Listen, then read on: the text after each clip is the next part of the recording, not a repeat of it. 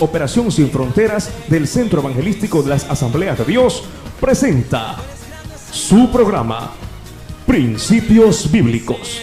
Para siempre es su misericordia, porque grande es Él y para siempre. ¿Cómo podemos recibir la verdadera prosperidad? Realmente, mis hermanos, la prosperidad verdadera sí involucra el tema económico. Nosotros no queremos decir que la persona que tiene bienes económicos no lo recibe por Dios. Realmente la prosperidad involucra también el tema económico. Pero la prosperidad verdadera tiene otros elementos adicionales. Entonces vamos a ver hoy día qué debemos hacer nosotros para llegar a ser prósperos. Génesis capítulo 39, versículos del 1 al 9. Dice la palabra de Dios: llevado pues José a Egipto, Potifar, oficial de Faraón, capitán de la guardia, varón egipcio, lo compró de los ismaelitas que lo habían llevado allá. Mas Jehová estaba con José, y fue varón próspero, y estaba en la casa de su amo el egipcio, y vio su amo que Jehová estaba con él, y que todo lo que él hacía, Jehová lo hacía prosperar en su mano. Así halló José gracia en sus ojos, y le servía. Y él le hizo mayordomo de su casa, y entregó en su poder todo lo que tenía. Y aconteció que desde cuando le dio el encargo de su casa y de todo lo que tenía, Jehová bendijo la casa del egipcio a causa de José. Y la bendición de Jehová estaba sobre todo lo que tenía, así en casa como en el campo. Y dejó todo lo que tenía en mano de José, y con él no se preocupaba de cosa alguna, sino del pan que comía. Y era José de hermoso semblante y bella presencia. Aconteció después de esto que la mujer de su amo puso sus ojos en José y dijo: duerme conmigo. Y él no quiso. Y dijo a la mujer de su amo: he aquí que mi señor no se preocupa conmigo de lo que hay en casa, y ha puesto en mi mano todo lo que tiene. No hay otro mayor que yo en esta casa, y ninguna cosa me ha reservado sino a ti, por cuanto tú eres su mujer. ¿Cómo pues haría yo de este grande mal y pecaría contra Dios? Mis hermanos, a veces hay algunas personas que se preguntan acerca de la prosperidad. Algunos dicen: ¿por qué no prospero? O sea, ¿por qué Dios no me bendice a mí así como bendice a otros? Y es más, hay muchas personas que ven algunos que son impíos y que tienen mucha prosperidad económica, hablando de la prosperidad económica. La respuesta la tiene la palabra de Dios, mis hermanos. Dios regularmente nos hace pasar a nosotros, o nos hace que enfrentemos diferentes pruebas, situaciones interesantes de pruebas que tienen que ver con, yo diría, con exámenes para que recibamos o no la bendición de Dios. Tenemos pruebas de todo tipo, y el problema es que la mayoría de creyentes no salen aprobados. Entonces la respuesta está allí. ¿Por qué la gente no prospera? Porque no pasa las pruebas, ¿no es cierto? Hay momentos inclusive que personas creen que no se merecen lo que les toca vivir, porque a veces la gente se cree perfecto. Pero, mis hermanos, no es suficiente que nosotros tengamos lo que ya tenemos: una sana doctrina, tal vez una sana adoración. Esa sana doctrina y sana adoración tiene que ir acompañada de otro elemento muy importante que se llama la vida práctica, la mayordomía de lo que somos íntegramente: nuestra alma, nuestros pensamientos, nuestro corazón especialmente. La palabra de Dios tiene muchos consejos acerca de esto. No quiero que abran la Biblia ahora, porque solamente quería repetir algunos versículos. La Biblia dice: no os engañéis, Dios no puede ser burlado. Todo lo que el hombre sembrare, eso también segará. Mucha gente está recibiendo lo que ha sembrado. Sembró pecado. ¿Qué está recibiendo ahora? Las consecuencias de su pecado. Cuando hablamos de mayordomía, mis hermanos, hablamos de cómo Dios quiere que nosotros administremos nuestra vida, de cómo Dios quiere que administremos nuestros pensamientos, nuestras palabras, nuestras acciones. Y eso no tiene nada que ver en la forma como nosotros la administramos.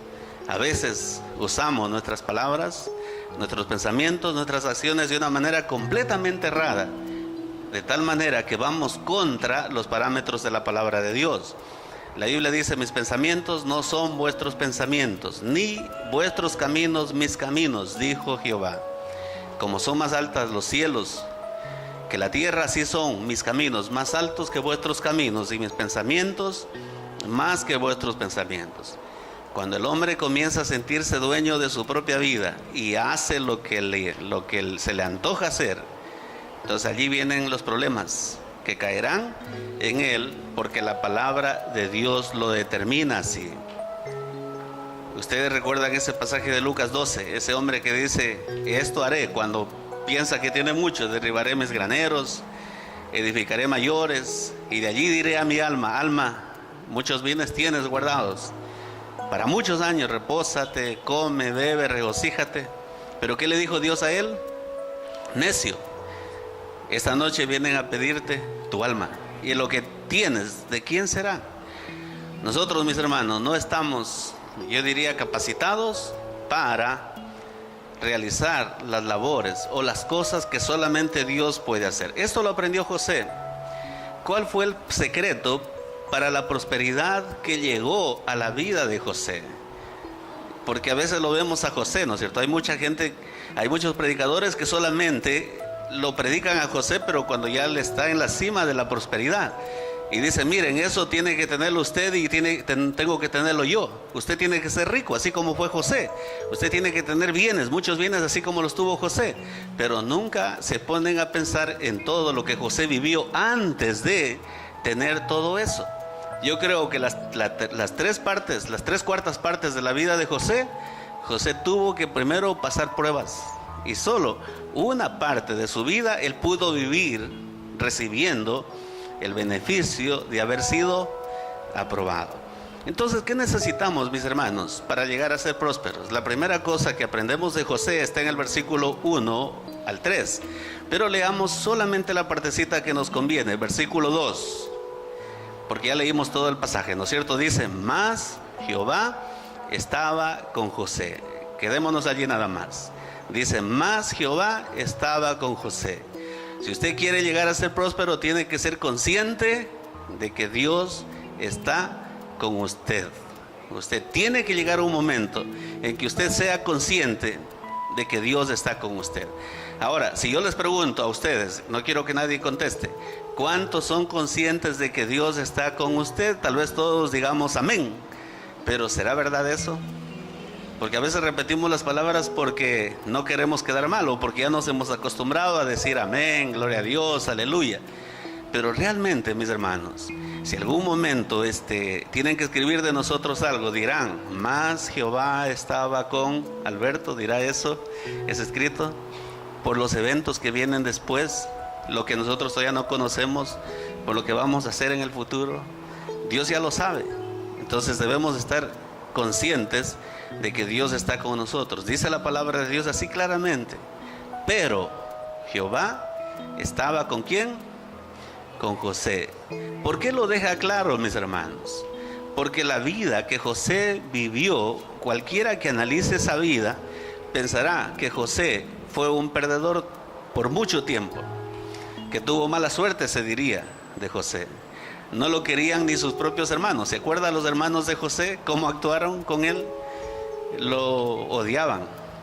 Porque claro, José, como el hijo más querido, era el preferido por el padre. Y algunos dicen que le dio una túnica real. O sea, lo que el padre estaba haciendo con José era, en ese tiempo, recuerden que los padres actuaban como profetas. Era una profecía lo que estaba haciendo con José. Le estaba dando una túnica real porque eso llegaría a ser José en el futuro. Y los hermanos se quedan con la envidia. Dicen: ¿por qué a nosotros no nos da esa túnica real? Entonces cualquiera podría pensar que lo que sucede en la vida de José no tiene nada que ver con bendición de Dios. Los hermanos lo odian. Hacen un complot para matarlo. Por intervención de uno de ellos no lo matan, pero hacen algo que sería igual a matarlo, lo venden como que fuera una cosa. ¿Cuántos de nosotros tendríamos la capacidad de pensar solamente en vender un hermano? Yo creo que ninguno. Pero esos hermanos realmente malvados, que no quisieron venderlo en primera instancia, sino la primera salida era matarlo.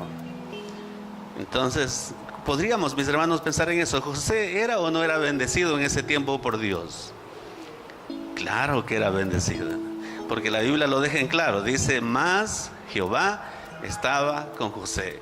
Mis hermanos, algo que nos hace falta a nosotros es estar conscientes de esa presencia de Dios en los momentos que estamos viviendo. No siempre vivimos momentos buenos. Tendremos momentos difíciles, pero ¿estamos conscientes que Dios está con nosotros o pensamos que Dios no está con nosotros porque así nos dijeron? Porque hay predicadores que le dicen que si usted está mal, si usted tiene problemas, si usted no tiene trabajo, si usted está enfermo, Dios no está con usted. Porque eso dice la teología de la prosperidad, y los predicadores de la prosperidad enseñan eso, y eso es falso. La Biblia dice claramente que Dios estaba con José. ¿Cuándo? Cuando José era un esclavo, cuando José era vendido, cuando José estaba sirviendo como uno de los esclavos que no tenía derecho a reclamar nada ni a hacer nada. Entonces José, mis hermanos, vio cómo Dios usó todo lo que pasaba en la vida de él, mucho de lo cual era contrario en lo que respecta a la prosperidad. Si nosotros tuviéramos que pensar, ¿José estaba siendo prosperado en esas circunstancias? ¿Cuál sería la respuesta humana de nosotros? No, pero la respuesta correcta es sí, porque él estaba dando los pasos para llegar a ser bendecido. Y si él no hubiese dado estos pasos, jamás hubiese sido bendecido. Yo creo, mis hermanos, que muchas personas han perdido todo lo que Dios ha tenido para ellos porque no son conscientes de que el momento que están viviendo son momentos cruciales en su vida de prueba. Porque Dios tiene cosas especiales para ustedes, porque Dios tiene cosas importantes para sus vidas. La presencia de Dios, mis hermanos, puede ser la bendición más grande en la vida de una persona, o también la maldición más tremenda. Maldición, ¿por qué?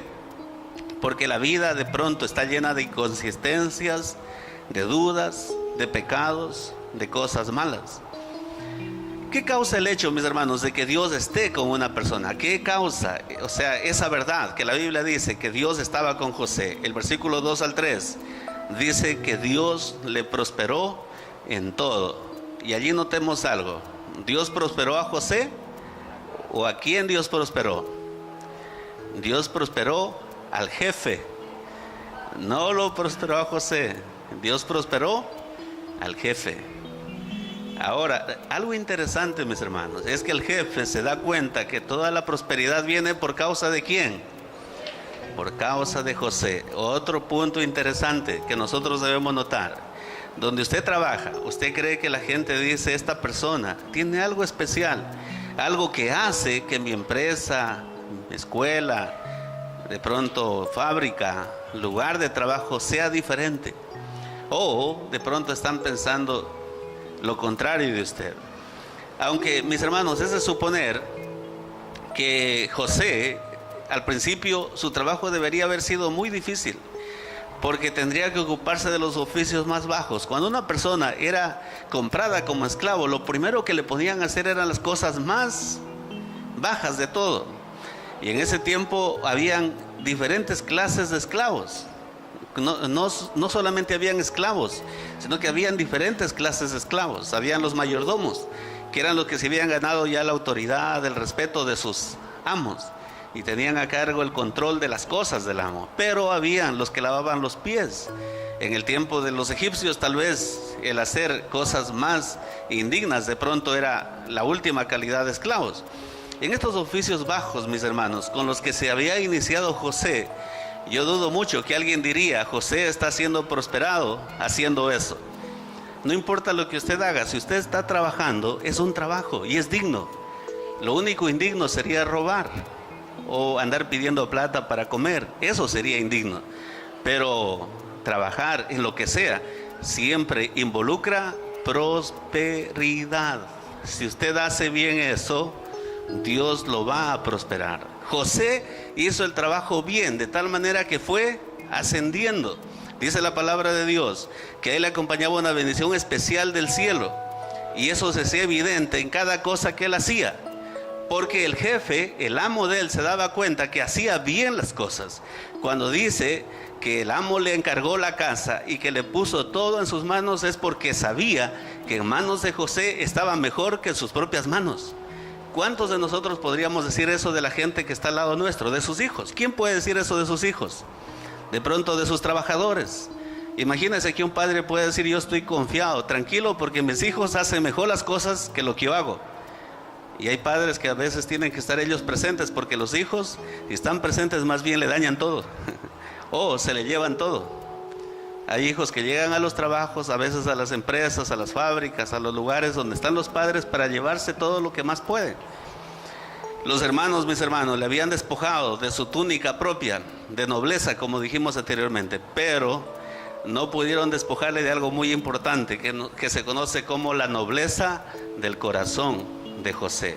No lo pudieron despojar de la prudencia y de virtudes que él tenía. José estaba separado de su familia, pero no estaba separado de Dios. Eso es algo muy importante. José estaba exiliado de la casa de su padre porque lo vendieron, estaba lejos, pero Jehová estaba con él. Y esto le servía a José de consuelo y para sostenerse en su vida personal. Muchas de las actitudes que tenemos, mis hermanos, cambiarían si nosotros fuéramos conscientes de que Dios está con nosotros. Cambiarían radicalmente las cosas que hacemos, las palabras que decimos, las actitudes que tenemos. El momento que usted sea consciente que Dios está con usted, que Dios está allí donde está usted, definitivamente sus palabras deben cambiar. ¿Por qué usted aquí no tiene malos pensamientos, aquí en la iglesia? ¿Por qué aquí en la iglesia no piensa pelear con el hermano, con la hermana, con la esposa, con el esposo? No le alza la voz a los hijos. ¿Por qué? Porque como que aquí tenemos un poquito más de conciencia de que Dios está, ¿no es cierto? Estamos en un culto, sabemos que Dios está presente, pero esa misma presencia, mis hermanos, Dios la tiene cuando estamos solos, en lugares donde nadie nos ve, cuando estamos solo con nuestra familia, con la esposa, con los hijos. Dios está allí, mis hermanos. Debemos estar seguros de que nada de lo que pasa en nuestras vidas, mis hermanos, se sale del control de la mano poderosa de Dios. Dios está con nosotros. Él tiene el control absoluto de todo lo que sucede en nuestra vida. Aunque usted esté lavando ollas, aunque usted esté limpiando pisos, no importa lo que usted esté haciendo, Dios tiene control absoluto de todo eso. Entonces la primera cosa, mis hermanos, es que debemos aprender a ser conscientes de que Dios está con nosotros. Segunda verdad, debemos aprender, mis hermanos, a ser conscientes de que somos instrumentos de Dios, de que Dios nos quiere usar donde quiera como instrumentos de Él. ¿Quién podría decir que un esclavo marcaría la vida de una familia que quedaría grabada en la historia de la Biblia? Un esclavo. Potifar es conocido, el único esclavo del tiempo de José, el único egipcio del tiempo de José, conocido por nosotros, aparte del faraón, que del faraón ni el nombre sabemos, ¿no es cierto? Pero de Potifar lo conocemos del nombre. ¿Por quién? ¿Por causa de quién? Por causa de un esclavo judío que actuó bien con Dios y por eso queda en la historia de la Biblia. Debemos aprender, mis hermanos, a entender de que somos instrumentos de Dios donde quiera que estemos. No importa dónde usted esté, no importa lo que usted esté haciendo, no importa con quién se rodee, usted es instrumento de Dios. Mire lo que dice el versículo 3 al 4 del pasaje que leímos. Dice: y vio su amo que Jehová estaba con él y que todo lo que él hacía, Jehová lo hacía prosperar en su mano. Hacía yo José gracia en sus ojos y le servía. Y él le hizo mayordomo de su casa y entregó en su poder todo lo que tenía.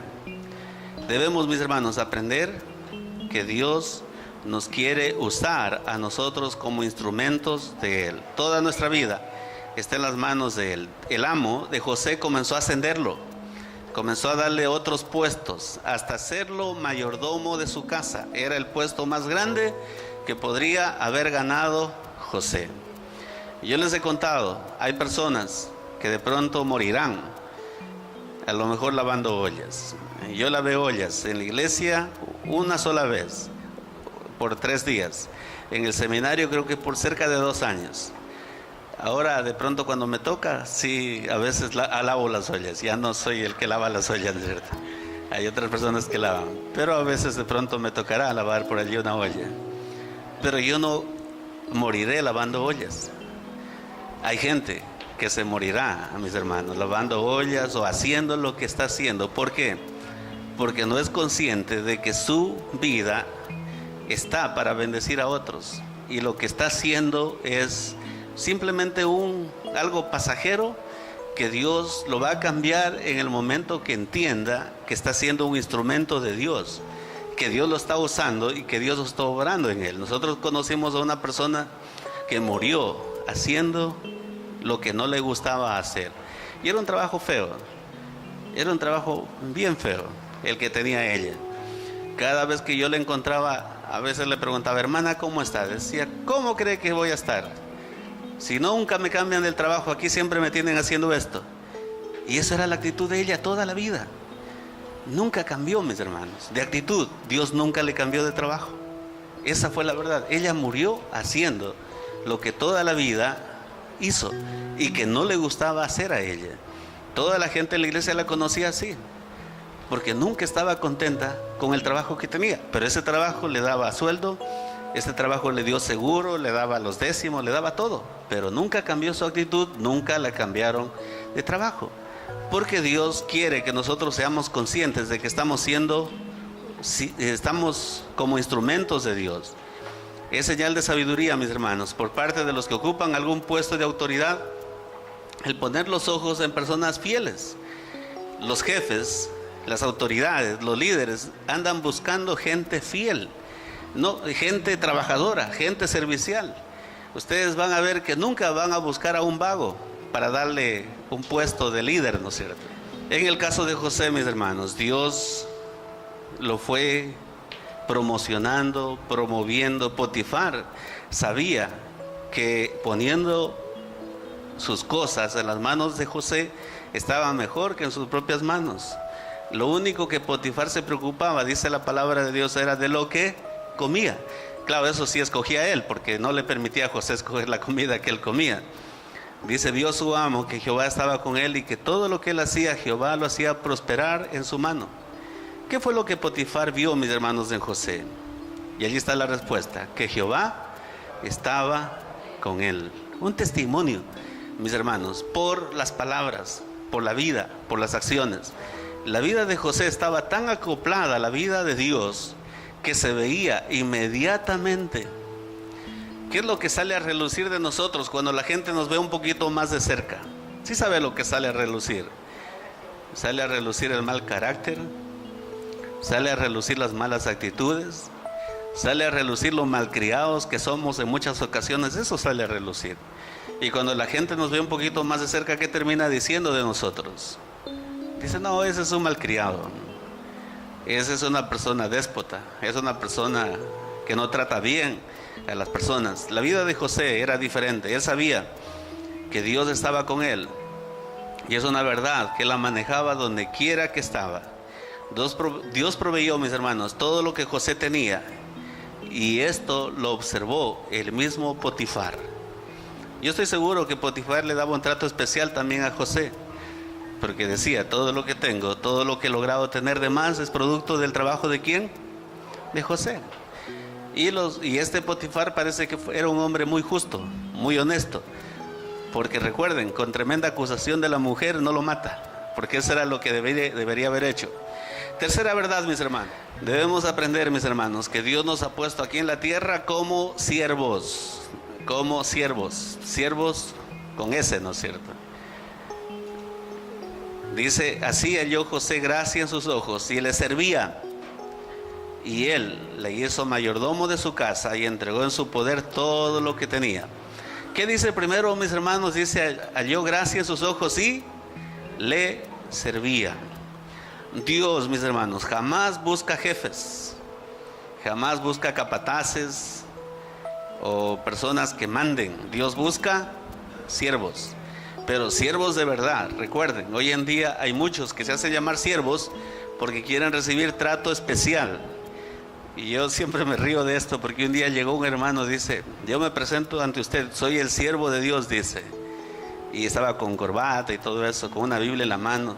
Dice, y estoy aquí dispuesto a hacer lo que ustedes me pongan a hacer. Entonces yo ya sabía para qué venía él, quería que lo pongamos a predicar, quería que lo pongamos a enseñar. Le digo, qué bueno, nosotros necesitamos aquí muchos siervos. Dicen, ¿qué le puedo ser útil? Porque pensaba, para que predique. Le digo, mire, tenemos que limpiar hoy día esta oficina. Dice, no, yo no soy ese tipo de siervo. Entonces, siervo, ¿pero para qué? Para predicar, para enseñar. Eso no es siervo, mis hermanos. Si una persona no está dispuesta a hacer cosas comunes y corrientes, jamás podrá servir. La Biblia dice que José empezó sirviendo. Cuando Potifar vio que Dios prosperaba, todo lo que José hacía le puso sobre toda su casa, pero José continuaba sirviendo. José, mis hermanos, no buscó ser atendido por aquello de que Dios estaba con él, de que era un siervo o de que era el ungido. Hoy en día ustedes van a escuchar muchos que son ungidos entre comillas o siervos entre comillas y que quieren que la gente les sirva. O sea, dice, yo soy el siervo de Dios, ustedes tienen que servirme a mí. O sea, qué incoherencia y qué ignorancia también de entender la palabra siervo. Porque si yo me declaro siervo de Dios, ¿a quién tengo que servir? ¿A quién tengo que servir, mis hermanos? A la gente. A la gente, porque soy siervo de Dios para servir a la gente. Entonces tengo que estar dispuesto a hacer lo que tenga que hacer, no solamente a predicar, no solamente a enseñar. Si nos toca cargar las cajas, los aparatos de la iglesia, si nos toca levantar las sillas, pues tenemos que hacerlo. Somos siervos de Dios. Nosotros seguiremos siendo toda la vida siervos de Dios. Entonces, como José entendía que Dios le llamaba a servir, él se dispuso a servir aún más. Eso dice la palabra de Dios. Dios premió a José dándole más responsabilidad. Cuántas más bendiciones hemos dejado de recoger, mis hermanos, por no saber servir. Cuántas bendiciones nosotros hemos dejado de recibir, de recoger, por no saber servir. O por no servir correctamente. También, cuántas bendiciones hemos perdido por no administrar correctamente lo que ya tenemos. Entonces, si usted tiene un trabajo, por más chiquito que sea, tal vez por más indigno que a usted le parezca, haga lo mejor que puede en su trabajo, que Dios lo va a promover. Tal vez su jefe nunca lo promueva, pero Dios lo va a promover. Dios le va a bendecir. Eso es lo que uno tiene que ser consciente. Eso es de lo que uno tiene que estar seguro. Mire lo que dice Mateo 25:21. Dice, y su Señor le dijo, bien, buen siervo y fiel. Sobre poco has sido fiel, sobre mucho te pondré. Entra en el gozo de tu Señor. Y dice la palabra de Dios de José, y dejó todo lo que tenía. ¿En mano de quién? En mano de José. Lo dejó todo, mis hermanos. Y la última verdad que queremos aprender hoy día, mis hermanos, es que debemos aprender a ser firmes en nuestras convicciones de cristianos. Esa es la última verdad. Versículos 7 al 9.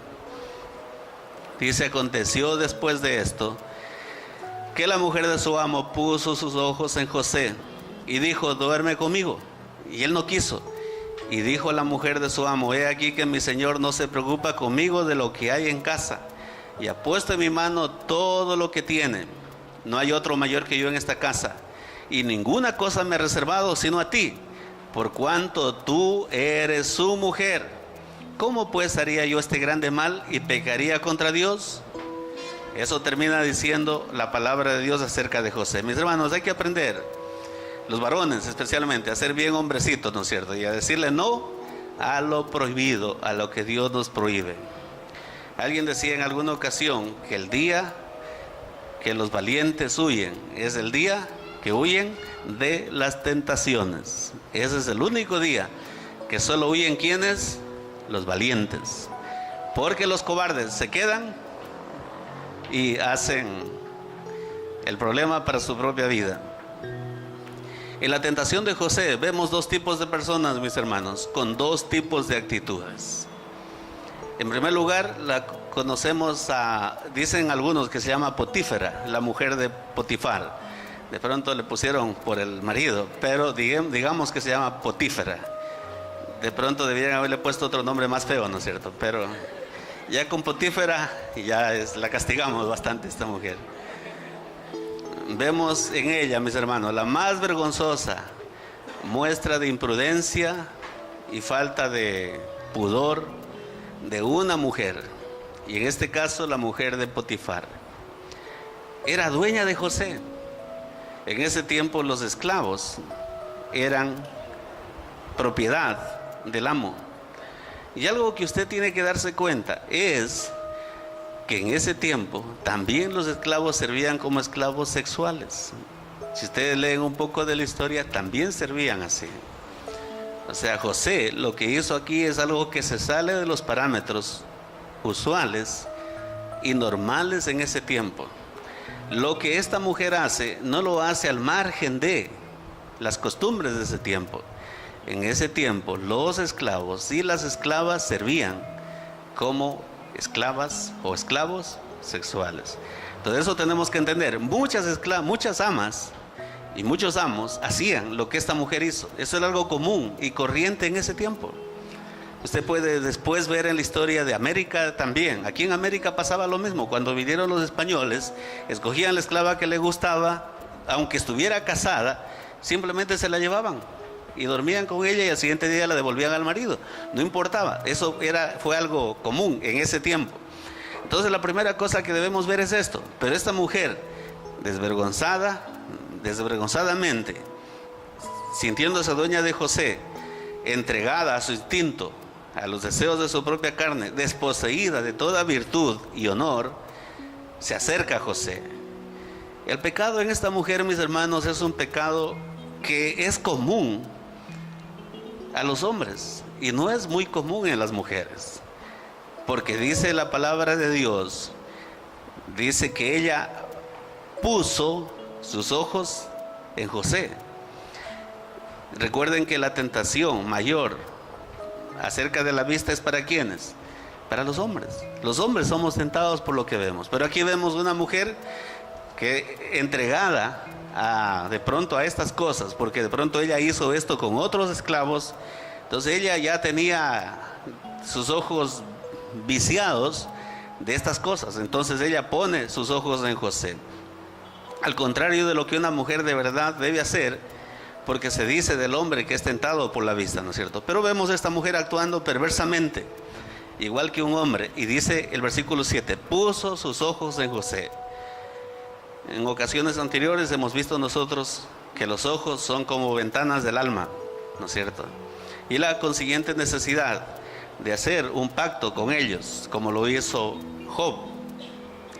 Vemos también en esta mujer el atrevimiento, mis hermanos, y la desvergüenza que hay en una mujer entregada a los malos deseos. Y note también la urgencia y la violencia con que lo acosaba a José. Dice el versículo 10 que hablaba con José ¿cuántas veces? Dice cada día. No fue una sola vez, fueron algunas veces que ella lo tentaba, que ella lo buscaba, que ella lo acosaba. Y de pronto se le insinuaba, se le mostraba, pero José siempre le evitaba.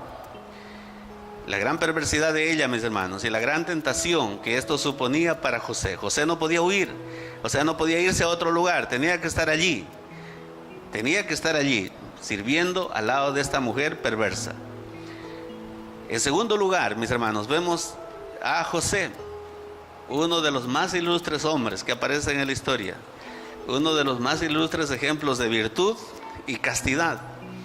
Y con una admirable resolución aparece José aquí en este pasaje. Fue capacitado por la gracia de Dios para resistir y vencer las tentaciones, consiguiendo, mis hermanos, salir victorioso. Él considera bien todo. Su escape fue una muestra del poder de Dios que acompaña a aquellos que deciden agradar a Dios. Algo que no sucede generalmente con muchas personas. Decía un comentarista, el escape de José es un escape tan grande como el escape que Dios les permitió tener a los tres jóvenes que estuvieron en el horno encendido en Daniel. Entonces, si alguien es algo tan poderoso, así como eso, no muchas personas han salido libres de una tentación como esta. Recuerde, la tentación que sufrió José fue muy fuerte. La tentadora, ¿quién era? Era la dueña. Era la dueña de él. Podía hacer con él lo que quisiera. O sea, eso es la verdad. De clase alta, a quien tenía la obligación de obedecer, a quien tenía de pronto el interés de complacer, pero no en esa área, por supuesto. Y cuyo favor, si es que José hubiese accedido a esto, hubiese contribuido para que José llegue a tener un sitio más considerado en toda la casa de Potifar. Recuerde que hasta aquí había sido promovido por Dios y por Potifar, pero imagínense la mujer intercediendo por José también. Entonces hubiese tenido más renombre José, humanamente hablando. Por otra parte, vemos que correría el mayor peligro si la despreciaba. José, despreciando a su jefa, a su ama, a su dueña, estaba en peligro y la convertiría en su enemiga. Usted conoce la historia, ¿no es cierto? ¿Cuántas personas hoy en día dicen: no, yo caí porque mi jefe me invitó, es que mi jefe fue el que me obligó?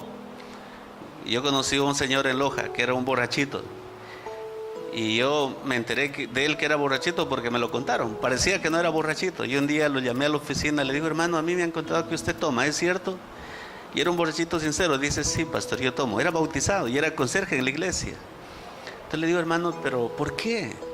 Le digo: usted es cristiano, usted es evangélico, ¿por qué? Dice: pastor, no puedo decirle no a mis jefes. Él era albañil. Entonces él se creía menos que los ingenieros y que los arquitectos. Él decía: mi jefe, que es arquitecto, me invita, y yo por eso no puedo dejar de tomar. Él trabajaba sábados en esas cuestiones de construcción.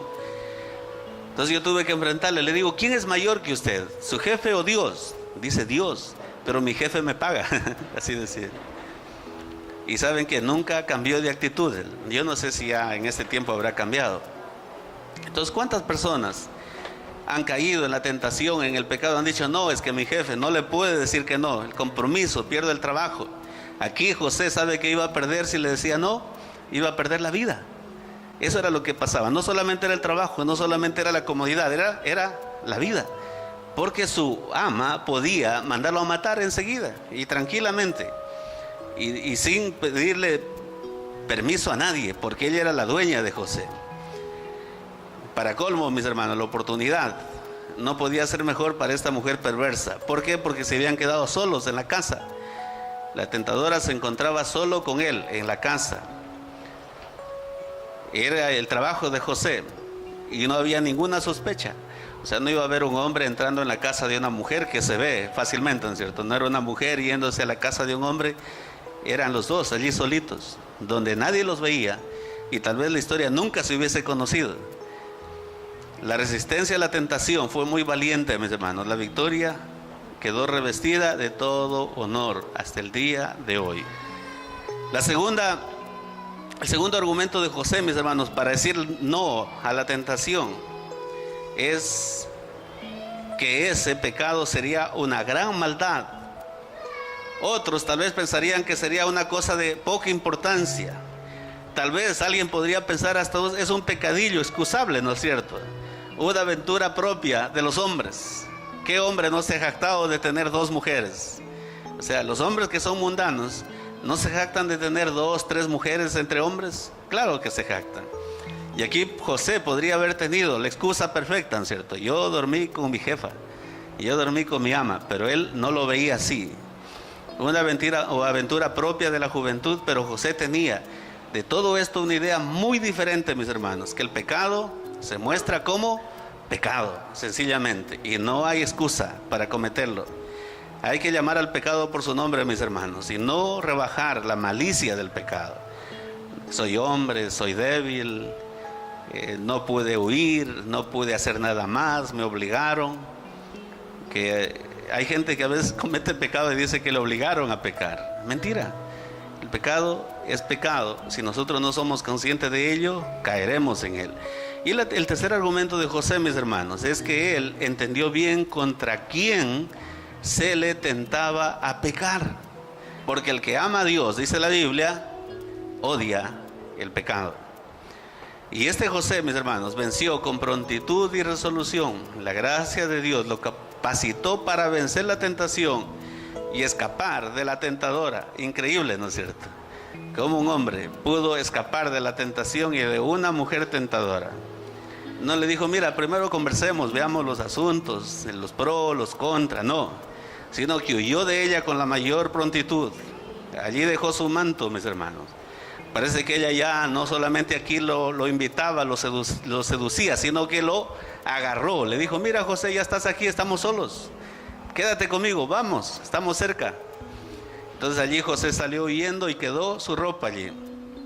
Como quien escapa por su vida. Como quien escapa de algo muy peligroso.